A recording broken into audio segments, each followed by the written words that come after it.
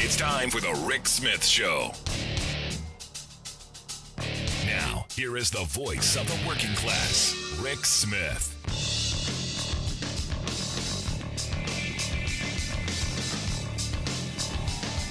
And welcome, brothers, sisters, working class heroes. This is the Rick Smith Show.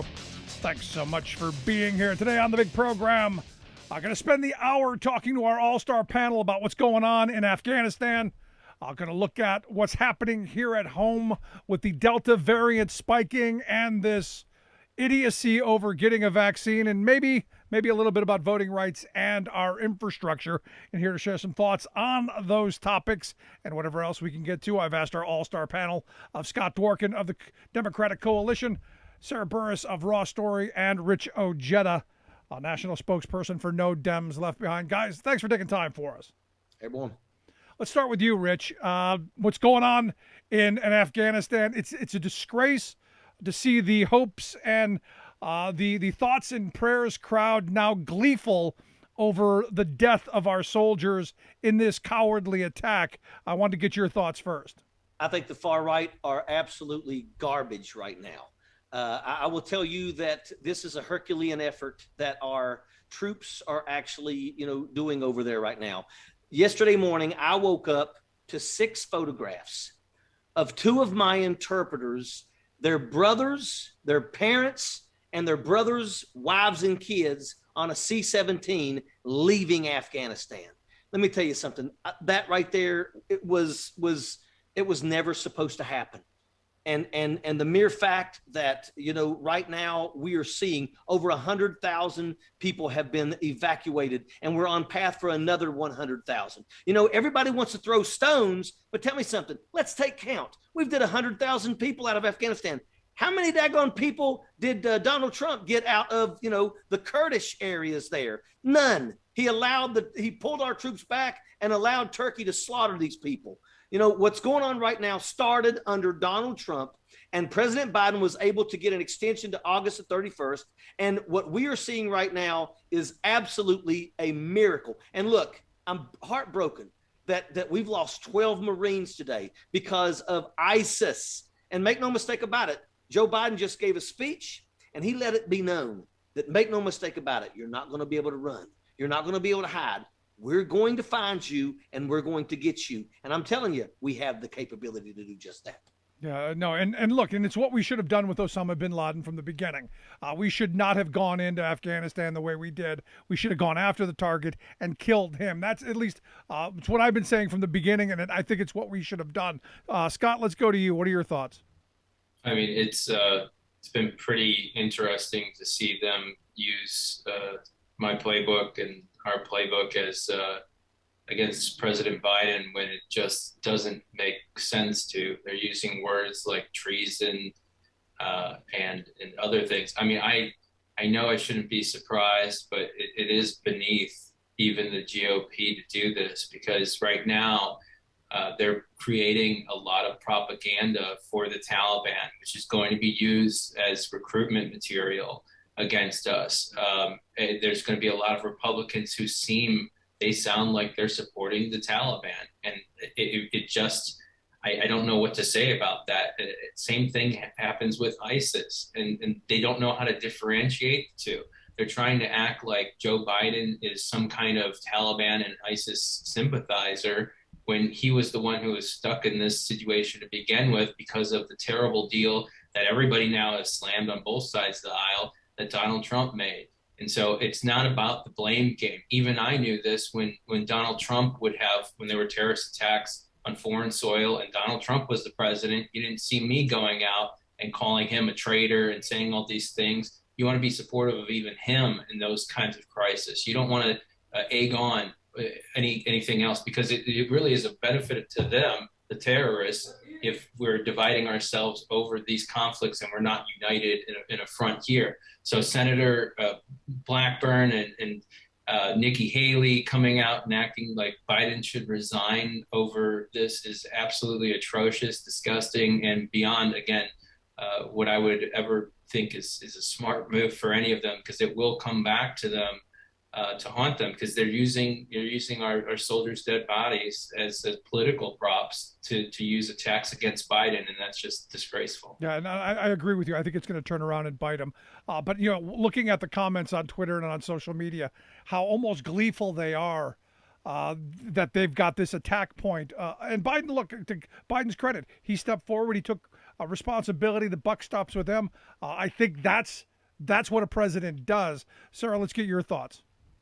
Absolutely. I think this is something where, basically all of the predecessors from Bush to Obama to Trump filled the toilet, and Biden came in and flushed it, and now it's overflowing. So basically we're stuck in this, sewage mess, trying to figure out how to get out of it. And the fact that we've moved that many people, we have done that much in such a short amount of time, is unbelievable to me. And it seems sort of like the biggest cluster. The whole negotiation thing between Trump and the Taliban just seems absolutely ridiculous. And now that we're sort of looking back on it, and you've got Trump's former acting SecDef, Chris Miller, basically saying, well, like their excuse is, well, we made this deal with the Taliban, but we were never really going to follow it. Like that's their defense now. It's just like, well, this wasn't really going to happen anyway. And I'm not really sure that that's the smart way to go here.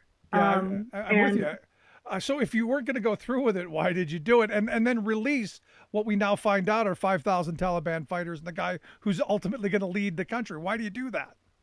And also look at Trump. I mean, Trump's actually going, and when he's doing his rallies, he's saying, I did this, and President Biden was not able to turn it around. I mean, Trump is taking credit for this, conversation and this movement to getting people out of Afghanistan. But of course, they don't want to take any credit when anything goes wrong. Yeah, and I'm looking at this as when we do get people out and we do close this chapter, I do see them coming back around and saying that look what Donald Trump did. Yeah, there's 600 different members of the Taliban that had to be rearrested, I believe, in January after Biden took office for violating this fake treaty that they had in the first place. It was a PR stunt by Trump, where in an election year he wanted to act like he ended the war without actually ending the war, because he didn't want this sort of image. He didn't want the terrorist attacks that happen daily in Afghanistan like this. I'm glad that people are paying attention, but the fake outrage is just, again, disgusting. I don't think that they're like all worried all of a sudden about our troops that have been there because of them and their lies from years ago. But I mean, think about it like this. You drop 5 different bases under Trump. You have one base then left. You have 5,000 people released that were the Taliban. Some of them are 600 of the worst of them. You have the entire area surrounded by 80,000 Taliban and other terrorists as well. This is all building and culminating to this point. That's why they were rushing out of there, because this is what was going to happen. They knew that this was inevitable. They were lucky to have it, staved off for this long. I'm happy at the moment that we're doing the job that we need to. I mean, obviously, it's a terrible day for America. It's a terrible day for our soldiers. But we can't sit there and attack the president for trying to do what he needs to do to get the job done over there. It's just not the day to do it. It's not the day to play politics. And it's, again, the word is disgusting. There's a worse word than that. I can't use it on air, though. Yeah, no, it's disgraceful. I don't understand. I want to find out, like, why is it that everybody is already saying that we've abandoned people there? We still have a week left to get everybody out, and they're already saying that Americans are stranded there, that we've left people behind. And I don't know if this is like, are they trying to start this message ahead of time, or I don't get it. Where is this coming from, and why? How does that make any sense?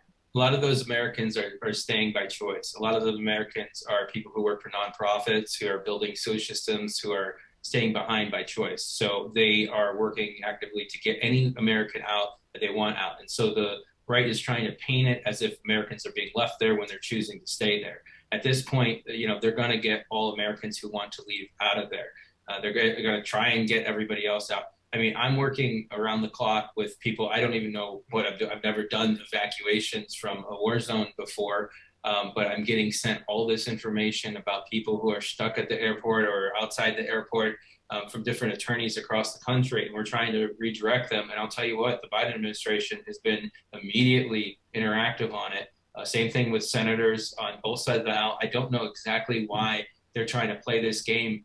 The reason why I'm not sitting there writing about this every day in a certain way is because it can get people killed. These tweets can incite other violence. They can be like, oh, look, Blackburn she sat there and she said that he needs to resign. If we keep on doing this, she can keep on doing this, and then it'll divide the country. And it's another way to attack us. And we need to recognize when we're being used for propaganda. And they're using themselves so they can prop themselves up as propaganda for ISIS and recruitment manuals. And this is what they want. This is part of the attack. Yeah, you're right. But I want to go to you, Rich, because you said fortunately you got a picture of somebody that you've worked with on a plane coming. What do you say to those people who are going, what, we've got no responsibility to the folks who helped us there. We should just get Americans out, slam the door on everybody else, and just bail. That's the worst thing in the world that we could ever do. This is one of the greatest things that America can do, is go over there and stand with the people that stood with us. I can't leave these people in Afghanistan that stood by my side. And I still have one left that is in Afghanistan. And right now, the only thing that I have been saying to him is, when you get on a plane, please send me a pic. We've been working to get him his visa. I've had phone calls with people from New Zealand. We're trying everything in our power to get these folks. I've been writing letters for 11 years. And I will tell you, the last 4 years have probably been the worst. I got an interpreter in Arizona whose wife and child is in Kabul right now, and they're probably not going to get out. But for 4 years, they've been denied a visa. How do you deny somebody their wife and their child that stood by our side in combat? This is absolutely horrible. Donald Trump's 4 years have been a pure train wreck. And you know what? I commend President Biden. It's time. We should have left Afghanistan in May of 2011 after we killed Osama bin Laden. But we stayed, and we stayed because Halliburton, Lockheed Martin, and Brown and Root and Boeing, those are the reasons why we stayed in Afghanistan. And that's absolute garbage. And these people would love nothing more than to commit us back to those places so we can continue allowing them to make money at the blood, sweat, and tears of our troops. No, I'm right there with you. Visa problem. This is this is a thing that the Trump people actually created. This isn't something that's even normal for the United States, where we had this great process for getting people through special immigrant visas, and there are like report after report of people from the Trump administration saying that it was Stephen Miller, anti-immigrant Stephen Miller, who was just like, no, like, we're not letting anybody in from another country because he doesn't support anybody who's not white. Racist. And so this idea of like, we're going to save these amazing feminist women from Afghanistan, or these incredible people who helped our military, who served in our military as allies, like, he didn't care. And he was actively working to try and stop those. And so of course the last 4 years have been a complete crapshoot trying to get people here, because they constantly have been trying to stop it. And so this idea of Trump, saying, oh, we're going to withdraw, what was it, like his Hail Mary right before the election last year, where he was just like, I'm going to have everybody withdrawn by Christmas. That didn't include any of those Afghanis. Right. Didn't include any of the interpreters. None of those people were out there. He's just talking about the soldiers. And now we're finding out that, that wasn't really going to happen. Yeah. So last bit on this that I want to get to, because some of the stuff that I've heard is Joe Biden lost the war. We've now lost, and I don't see this as a loss.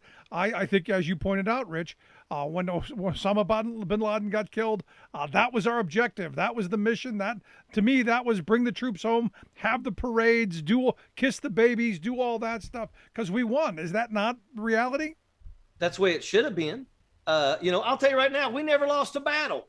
I mean, at the end of the day, they never won one single fight that we got into with them over there. So, and start screaming, Biden lost anything.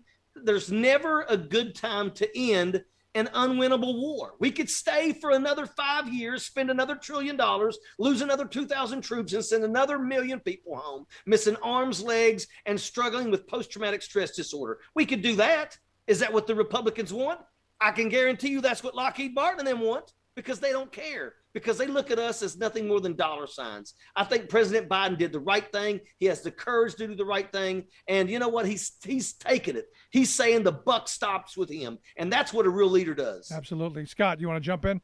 Yeah, they want President Biden to lie, paint a rosy picture, act like it's this movie that they're playing in their head, that we're just going to swoop in and we're indestructible and nobody can touch us. And it's not 3,500 troops versus 80,000 members of the Taliban surrounding them, and apparently ISIS as well.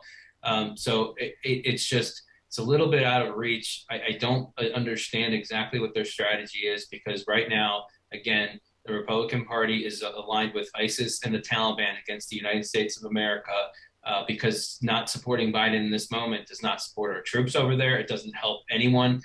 And this is just contributing to another attack on our soil, which is from the Republican Party itself. And that's just devastating to us. Yeah, and I got to wonder, and Sarah, maybe you'll throw a thought in on this. I got to wonder how many people know there's a difference between ISIS and the Taliban. Probably very few. I would hope that people would understand the difference between, at the very least, like Al-Qaeda, Taliban, ISIS. But I saw last week, I think it was, that Eric Trump said that the Taliban was the one who bombed us on 9/11. So there's really not. You got to be a special kind of stupid to say that. I mean, he is. Yeah. You gotta work to be that dumb. Like you can't watch any TV. There are a lot of people out there who really don't understand this and don't, can't conceive of what this war has been like for the last 20 years. And I would say too, one of the things that Biden actually talked about in his book is that when he would go to Afghanistan and talk to soldiers and commanders, everybody had a different answer when he asked what the mission was. And then after bin Laden was gone, it just really seemed like this total cluster of what are we doing? Right. And so you see people like Donald Trump and all of these conservatives saying, we should have been out of this forever ago. It's like, well, but you had 4 years. Where were you? Exactly. If you think that we should have been out, then why didn't you pull us out 4 years ago? I'm right there with you. But yeah. No, it is what it is. Guys, I'm going to take a quick break right here. Back on the other side, but before I go, I got to tell you, watching President Biden talk about the soldiers who lost their lives, there was compassion there, there was empathy there was understanding that sadly the former guy I don't think could have ever understood, and in this moment, having Joe Biden as our president, I think was an important day. I'm going to take a quick break. Right back. Stick around. You're listening to the Rick Smith Show. We're working people. Come to talk.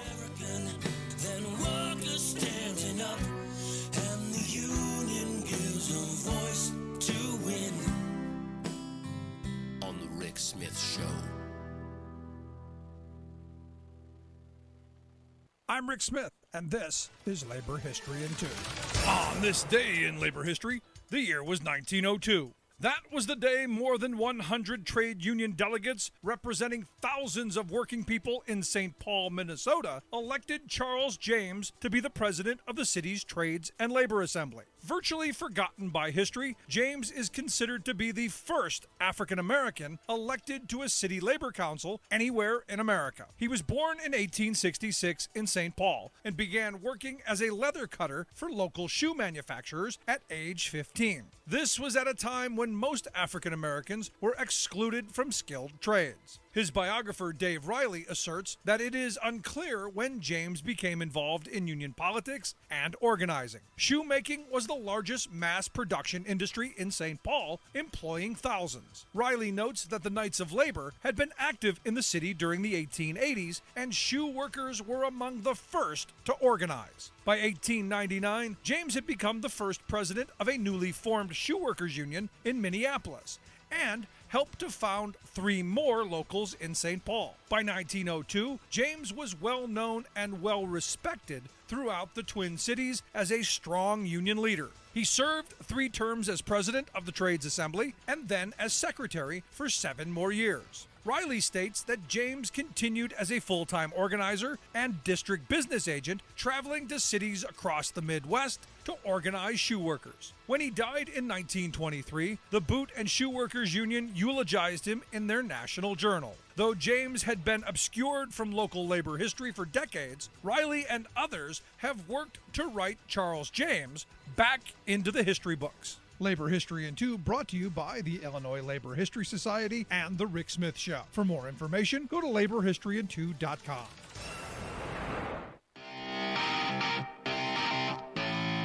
Welcome back to the Rick Smith Show. Now, here is Rick Smith. So interesting little factoid. It appears Iceland is 90% vaccinated. 90% of the citizens there feel it is their civic duty to go get vaccinated, and they have yet to have a single person die from COVID since back in May. Someone doing the right thing. I look here at home, not so much, especially as you look at Florida, you look at Missouri, you look at Texas, South Dakota. A lot of these places where you've got these death cult governors, we've got trouble on the horizon. Here to share some thoughts on what we do with the vaccine, what we do with mandating. Is it something the federal government should do? Is this something the employers are going to be able to do? I've asked our all-star panelists to stick around. Rich Ojeda, national spokesperson for No Dems Left Behind. Sarah Burris, reporter over at RawStory. And Scott Dworkin, co-founder of the Democratic Coalition. Guys, thanks for sticking around. So let's start with you, Sarah.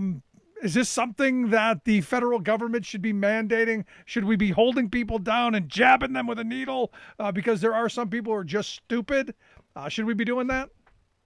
As tempting as that is for a pay-per-view channel, I'm not a huge fan of government mandates. I do think, however, if this is like every other vaccine, right? If you don't get whooping cough vaccines, then you can't go to school, or your ability to work in certain companies is limited. I would rather see this coming from the rest of the country leading on this rather than the government thing, because I think that's really just going to end up hammering a lot of people that are already freaked out about this.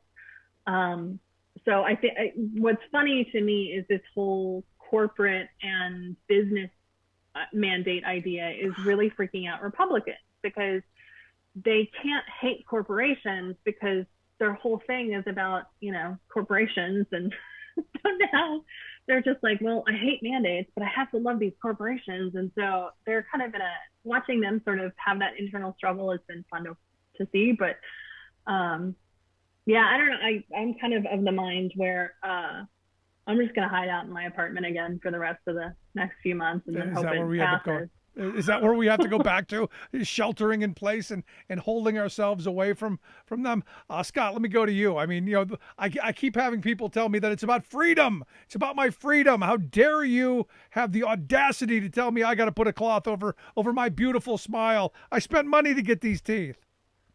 My freedom, our freedom matters as well, and you're infringing on our right to live freely. So that is infringing on our rights to live healthy and free. Yes, the vaccine should be mandated from every angle. Anybody who does not get vaccinated should be banned from life from every angle. And that my idea is that the government does institute vaccine mandates, because then it gives cover really for those companies to then give vaccine mandates. And it's really the only way to do it. There's going to be some nurses that quit, or some hospital staff that quit, but they're already instituting a get vaccinated or you're fired policy across different hospital institutions across country.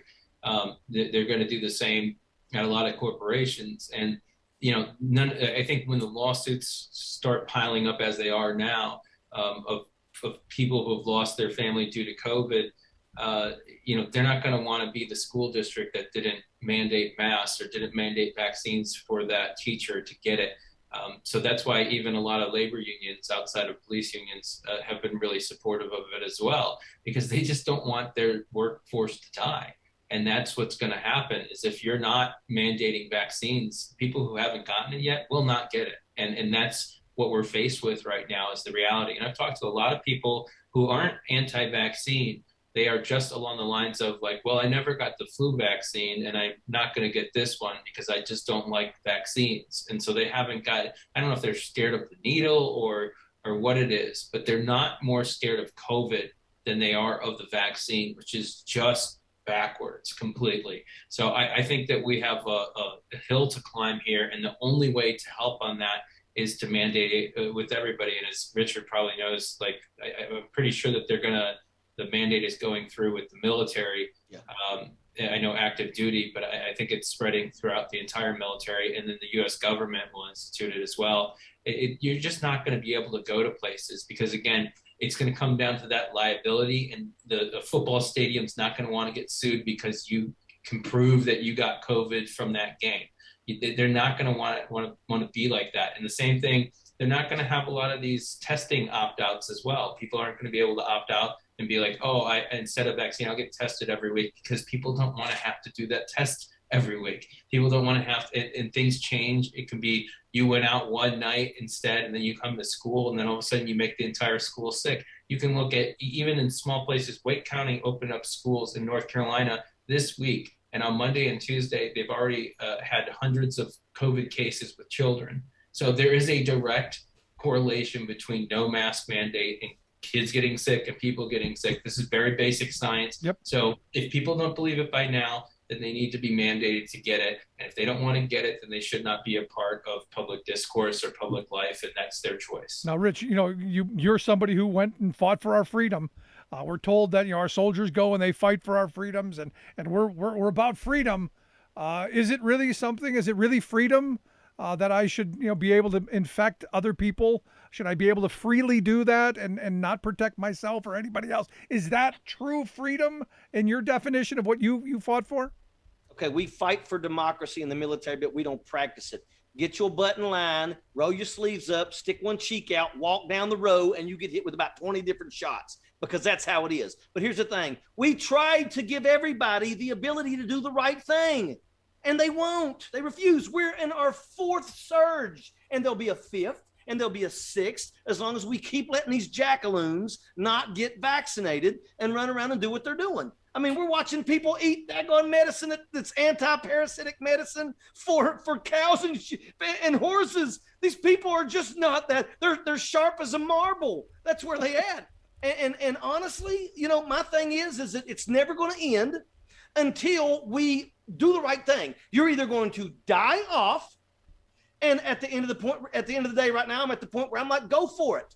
I'm angered that you got children that we're being told that if a child gets COVID, the only way that child gets a ventilator is if another child dies. The moment that we stopped protecting the children is the moment that we went wrong. Now it's absolutely important. If you don't want to get vaccinated, I don't care what they have to do.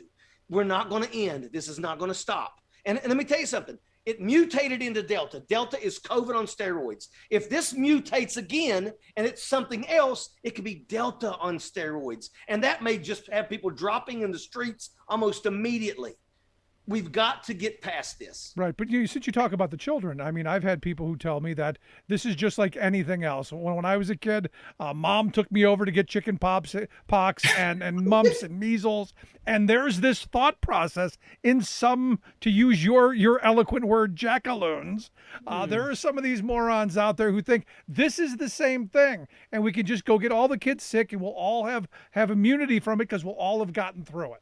Well, the problem with that is that children are absolutely getting COVID now at an alarming rate. We have kids in all these hospitals. The children's wards are filled up and kids are dying. And I saw somebody do some math, and it was basically in a statement. They said, if this percentage dies, it's this many. It was 1,200. Right. 1,200. When you stop protecting the children and the children start dying, let me tell you something. The people won't forget that. I believe that we've watched Abbott and we've watched DeSantis destroy their political careers, and that's a good thing. And it's because they refuse to protect these kids. And how dare any parent, especially being as stupid as I just want to see everybody to look at my baby's face. You must be out your mind. I mean, you want people to see your child's face? How's it going to look when it's embalmed? Because that's the path we're going. Do the right thing, protect these kids. Yeah. And I'm telling you, I'm kind of like Scott. There comes a time when we need to draw a line. And if you don't get vaccinated, I don't care. Don't even let them have groceries. I don't care. So are anybody in favor of holding them down and jabbing them, or is this just we ostracize? No. I do think we should ostracize. I think. Yeah. Okay, because I'm not in favor of grabbing people and holding them down, but I've met a couple of people who go, no, too important. We should have the ability to do it. This is where we should go. But to Rich, your point, I'm looking at a report that came out of Florida that said these kids have been back to school a short period of time, and they've already got 12,000 students who have tested positive in the 15 largest districts. This is just 15 districts in Florida. They've got over 2,600 employees who have tested positive, and they've got another 30,000 people who are quarantining because of it, because this is contagious. This is bad. 12,000 kids in Tennessee are now quarantined right now. This is horrible. And the thing about it is we've already seen the photographs, the videos of children that are on ventilators, and it's breathtaking. It's brutal. It's, you feel for these children. And, I'm sorry, but I'd do anything for my child. I would cut the heart out of my chest for my child. And to sit here and watch parents fighting so that their kids can have access to the virus. I mean, you're sitting here and you're screaming, you're threatening doctors and nurses that are showing up at Board of Education meetings to explain to people, look, we want to protect these children. Children are already a petri dish. I mean, in grade school, all they do is wipe their nose on each other and they'll trade masks and stuff like that. I mean, that's how it is. It's already dangerous for kids. And now we're talking about a deadly virus, and it is going to kill kids. It's going to kill kids. It is going to kill kids. We haven't seen the worst of it yet. Now, you brought up a minute ago about, some of these alternative kind of treatments. And what's interesting to me is we have what is now FDA approved. The Pfizer vaccine has been approved. I don't know of one person who's died from the vaccine. Yet there are people who are still advocating that you drink bleach and shove a light up your behind, take, what was the hydrochloroquine? That was for a while. And then it was some silver stuff. And now they're calling people who got the vaccine sheep while advocating for taking a drug that was made for sheep. We're now saying take this medicine to deworm, sheep and cow and all this stuff. I'm confused at how our education system has failed so many people. Yeah, but Rick, it's okay. Okay. Let him go down that path. Let him go down that path. He who eats the most marbles doesn't grow up and have kids of his own. We're watching Darwinism. It's going to happen. So this is like they're sterile. Maybe they're sterilizing themselves after this. There was a story today where somebody posted on one of those ivermectin Facebook groups, and they said that I'm on my first dose of it, and I went to the grocery store and I literally crapped my pants. Is this normal? And they were like, yeah, no, this is totally normal. People are really crapping their pants over this right now. And it's the thing is like there are studies. I did a whole research about this. There are studies that say that this drug works if in the petri dish. It will fight it if you put it in the petri dish. I am not a petri dish. I am a human, and so if you put that in me, it is toxic. So it might be fine for the porcelain, toxic for the Sarah. So that is the thing that people don't seem to understand is they don't get sort of the division between this works in the lab, but it doesn't work in the human. And the idea that they're going to it with people are like Tractor Supplies in Oklahoma City are sold out of this stuff. That's crazy. You don't trust doctors, but you're going to trust Carl. Yeah. Yeah. You're going to trust this guy. on the internet, or like, you know, your horse du jour. That's crazy. Mr. Ed is giving you medical advice. On any YouTube video, you can't tell me differently. Yeah, I'm watching YouTube with my mouth open on the toilet, so it's got to work. But let me ask you, last question, because you got Ron DeSantis now, Death Santis, throwing people off of unemployment, while conservatives are saying, well, if employers are going to force their employees to get vaccinated, we should get them unemployment. Isn't it counterproductive to be throwing people off of unemployment while advocating for those people to get unemployment? It seems kind of weird to me. I think he's destroyed his political career. I hope that he has. With all the things that he has done, this definitely should destroy his political career. If it doesn't, it just shows how bad we really are in this country. You know, and I'll tell you, are going to be dead. No, like, you're right. But when you're talking about, you know, this unemployment insurance, I mean, what they don't understand is that, you know, most of these Republican governors have come out and said, we're ending the unemployment insurance. That money was spent on the economy.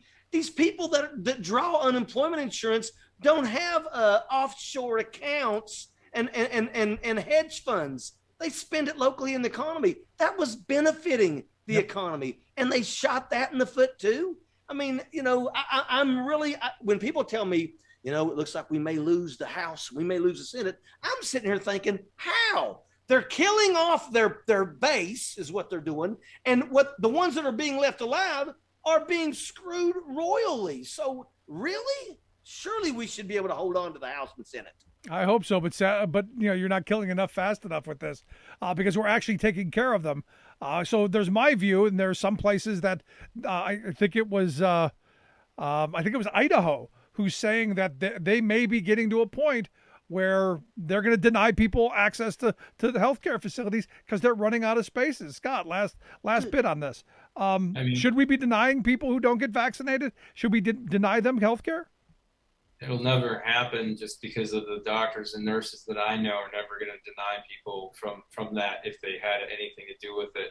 And that's one of the great things about their heroism. So it's I know it's not the same response you would expect. There is that part of humanity where it's not like 90% of the people getting unemployment insurance are Democrats. It doesn't split that way. It's average Americans of every party affiliation across the board. These are things that are going to be stains on their reputation for the rest of their lives. And yeah, there might be Democrats running around right now saying we're going to lose the House and the Senate, and there will be Republicans saying we're going to beat them and we're going to get the House and the Senate. I don't see that as a real possibility at this moment, for a lot of different reasons. They just don't. We have Marjorie Taylor Greene, and they have Speaker Pelosi. She doesn't scare people anymore. She is a proven leader, and that's proven in the polls. So I'll leave you on this. There is a pregnant nurse in Alabama who died with her unborn child from COVID, and so everyone is susceptible to this. And if you're not going to get vaccinated, then there's something wrong with you. Rick, can I have 2 seconds? Go. Okay, look, there's doctors out there that are not making the money that they normally make. If you are a brain surgeon, if you are a surgeon that does people's spines, they're not doing surgeries anymore. Hospitals are stopping because it's completely COVID. These doctors are not making any money watching COVID patients. So there's a group of people that are getting really irate that they're not making money because people refuse to do the right thing. And I agree. I say shut them down. I say tell them go someplace else. Go out in the parking lot because there's an intent, and that's where the nurses that don't want to get vaccinated, they'll take care of you. Well, in Mississippi, they've turned a parking garage into a hospital, field hospital, because there aren't enough beds. And at some point, you may get to a point of scarcity where there's not enough beds, there's not enough resources, there are not enough of those hero nurses and doctors to take care of these folks, and it may come to this. And I'm, for one, if you didn't get vaccinated, sorry. You're on the losing end of this. That's my view. Going to take a quick break. On the other side, we're going to talk a little bit about the infrastructure bill, a little bit about voting rights. Stick around. You're listening to The Rick Smith Show. We're working people. Come to talk. Remembering that united we bargain, divided we beg. Rick Smith.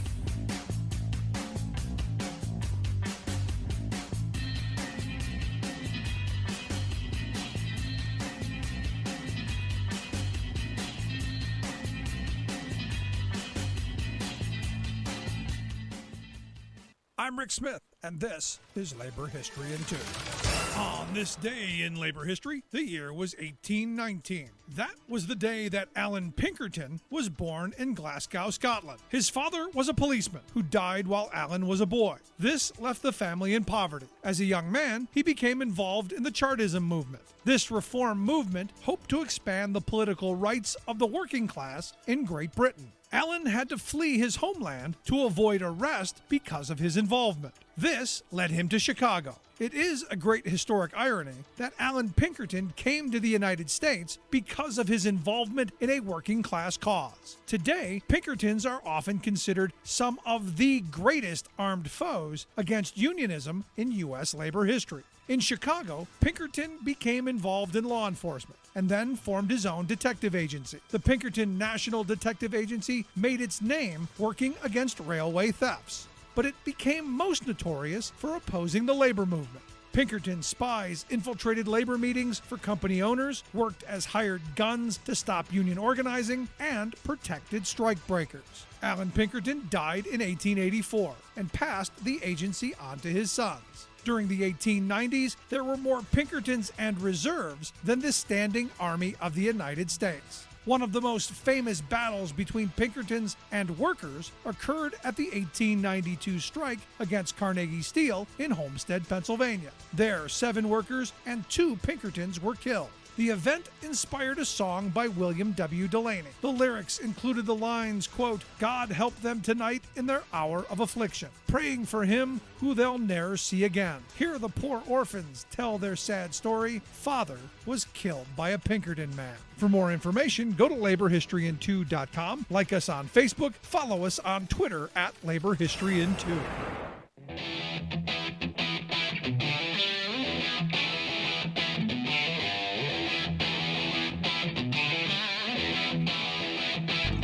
Welcome back to the Rick Smith Show. Now, here is Rick Smith.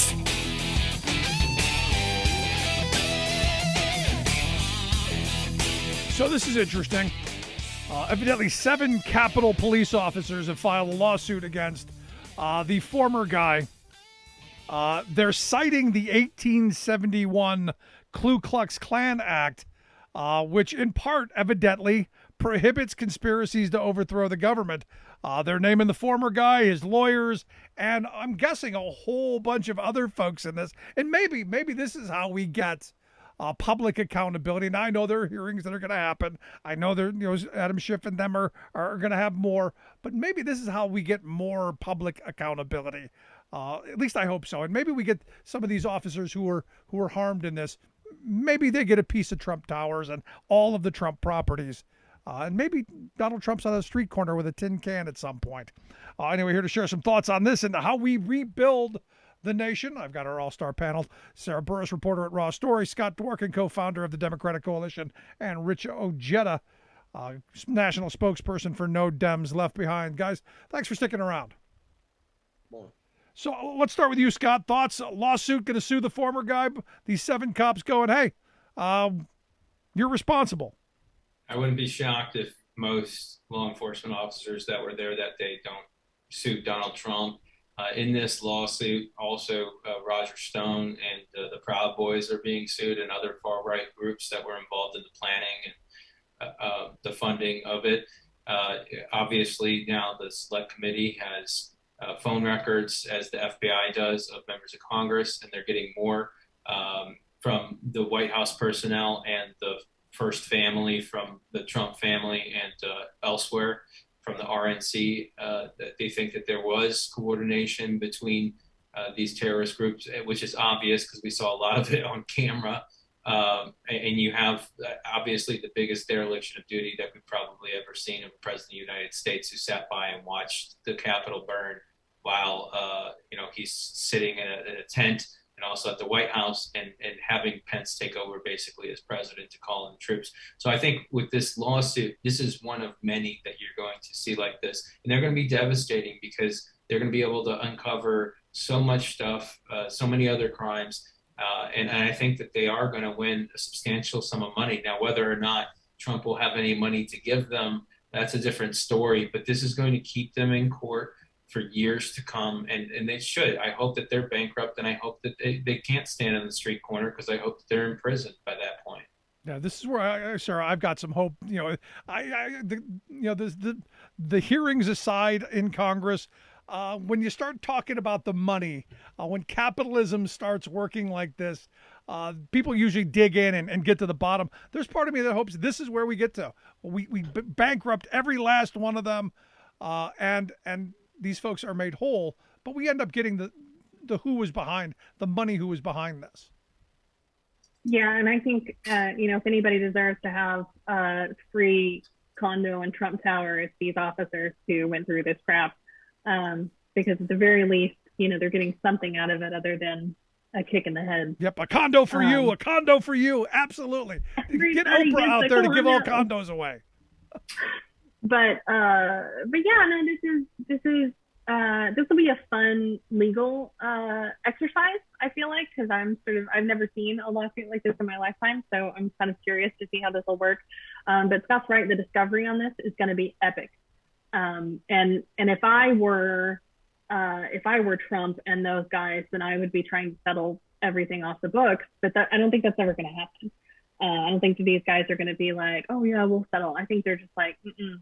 And the Justice Department has already made kind of a declaration saying that this was not an official event in terms of Mo Brooks, because Mo Brooks said that he should be defended by the Justice Department. And the Justice Department was like, no, this was a political event. This wasn't official. Yep. So already you have the Justice Department saying for anybody at that event, including Donald Trump, that this was not an official event. This is not in your capacity as an elected official. So I don't know how he's going to be able to squirm away with this. Yeah. Rich, your thought? I think the January 6th commission is important to be able to, educate a lot of folks across this country. And I think that if it's done properly, it's going to wake a lot of people up. It's going to make a lot of people go, wow, I didn't realize, I didn't know that. And that's what I'm hoping. And then for the rest, there's nothing we can do. You can either show these people the facts, and they're going to accept the facts and realize that Donald Trump, was a crook. Donald Trump set this up. He lost, and he didn't have the courage to accept defeat. So they went ahead and followed through with their plan that was 2 years old when they spoke in 2018 and said, if we lose, we're just going to say it was a fraud and it was stolen from us. And that's exactly what they did. So I'm just hoping that we do that. And then I hope that everybody that participated in this, I want to see them go down. I want to see them penniless. And I'm talking about even the knuckleheads that were, swinging hockey sticks, those people. I want them to go down. I want their lives to be ruined.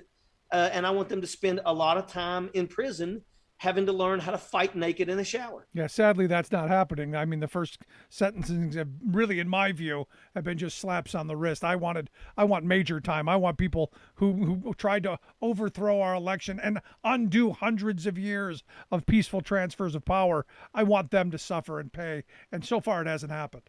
But the people that they've so far done really haven't been the ones that were in there busting police officers, spraying with bear mace. Those folks right there, I believe, are going to go.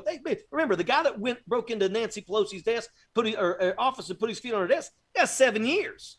So I believe that when they hit the ones that with the hockey sticks and that were punching and shooting bear mace into the police's face, those guys are going to go down. I hope so. Justice is really drawing a line between these guys, the people who were just like sort of caught up in the moment and, brought their Trump flags and started beating people with it, versus the people who plotted this, planned this, conspired with other people, brought lots of body armor and weapons and all of those things. They're drawing a good line between those people. And I get that, we do want to punish the hockey stick guys.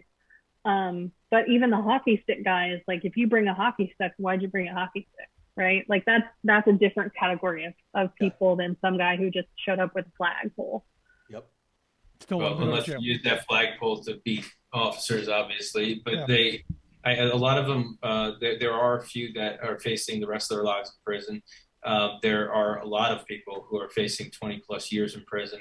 And keep in mind that they will be made examples of, not only now but it will probably trickle in. The most major cases will really start next year during an election year, where there will be a reminder of how serious this was and all the court cases that are going on. There will be all the lawsuits that'll be, they can only delay so long and use COVID to delay for so long. But next year is really going to be a terrible year for the GOP when it comes to these court cases, because it will be a reminder to everybody how real it was.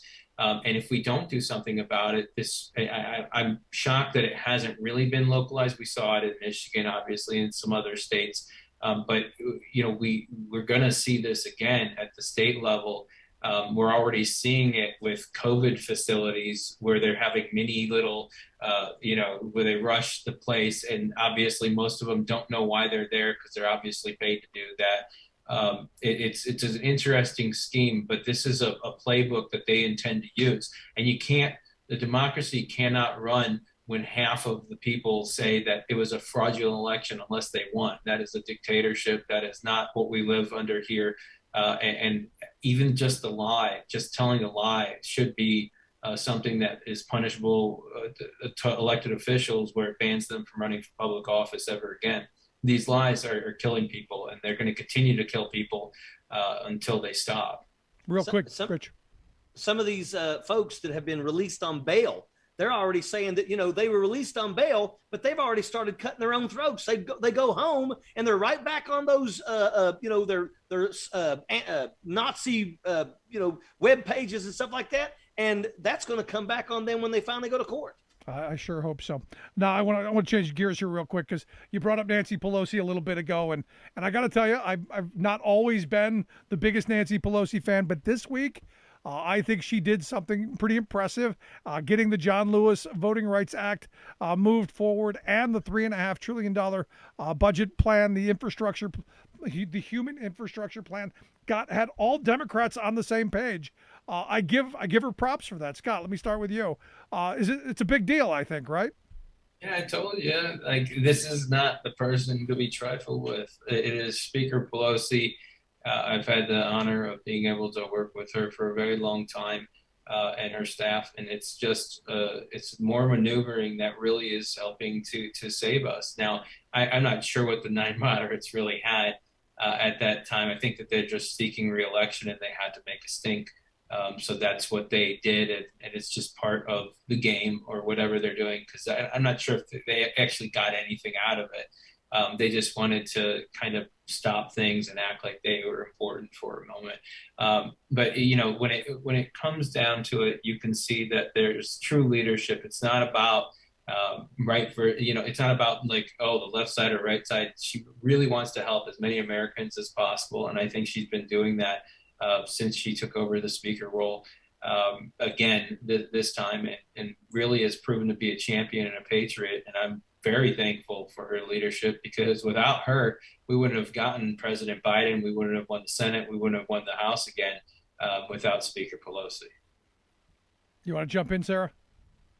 Yeah. So one of the stories that I wrote this week that I'm bothered didn't get more attention, so I'm gonna have to tweet it out a couple more times. But what we found out this week is that the No Labels campaign, bless their hearts, the No Labels guys, which are largely headed by a bunch of hedge funders and bankster kind of guys.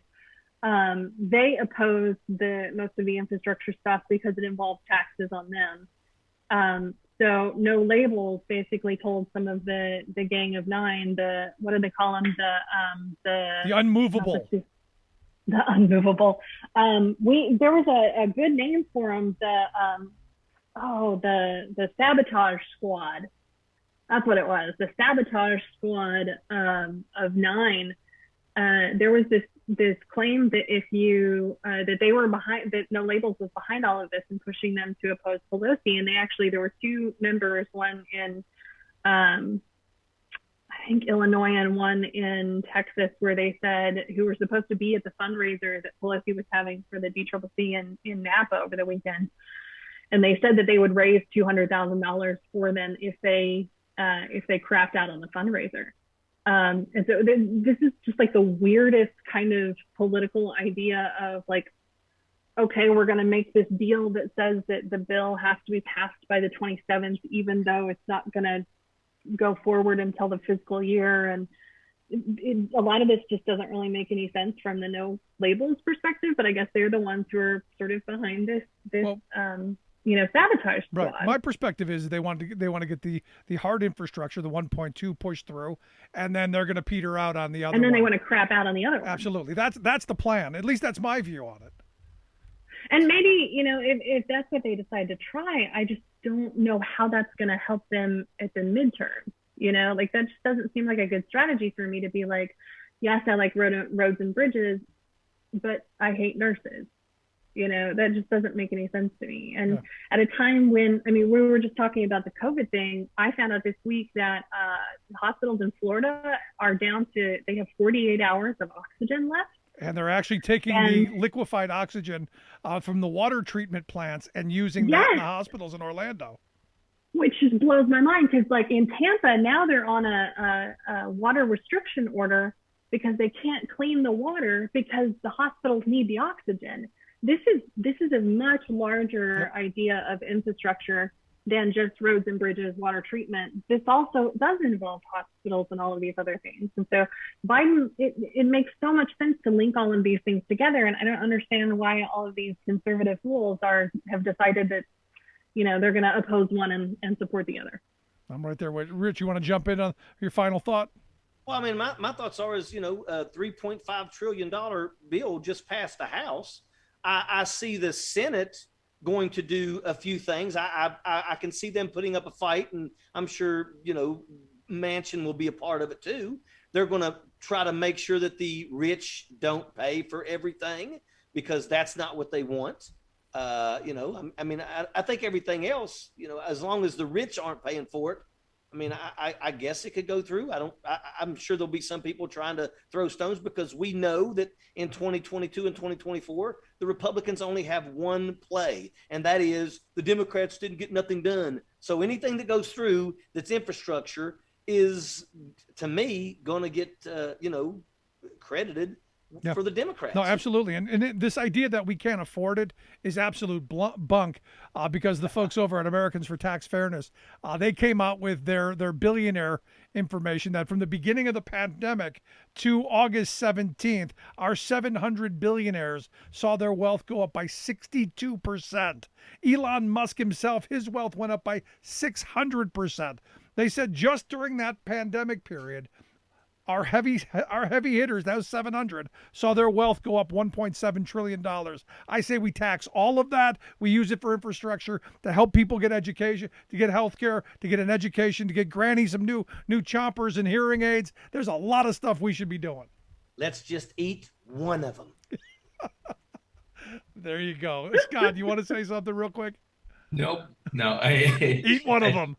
I think we've got a great bill to pass, and we've got some what would Wizards say, jackaloons in the Senate that we have to deal with in order to get money in the pockets of people so that we can have new jobs and infrastructure actually built. And we'll have to explain that infrastructure is not just roads and bridges, that it is expanded from there, because we don't just live off of roads and bridges anymore. No, absolutely. Absolutely. Guys, I appreciate the time. Scott Dworkin, co-founder of the Democratic Coalition, Sarah Burris, reporter at RawStory, and of course our good friend Rich Ojeda, national spokesperson for No Dems Left Behind. Guys, thanks so much. I look forward to talking to you guys again next time. Get vaccinated. There you go. Get vaccinated. Here's the reality, though. And back to this Americans for Tax Fairness bill. This 62%, they saw their wealth go up. So if someone tells you, hey, Rick, we can't afford it, we're broke, we don't have any money, I know where there's $1.8 trillion that we can get access to, and I know where there's a couple other $1 trillion that we can get access to. Maybe we go back to the good tax code of the good socialist president Dwight David Eisenhower. Start taxing these people at 92%. Or even back to the tax code of the sainted Ronald Reagan when he took office, when it was 70%. Just a thought. Love to hear yours, though. Is there something you'd like to hear our panel talk about? Email me, rick@thericksmithshow.com. If you missed any portion of the program, thericksmithshow.com. That's where you go to get the podcast. The Rick Smith Show app on the smartphone. Take the program on the go wherever you go. Thanks for being here. We'll see you back here next time.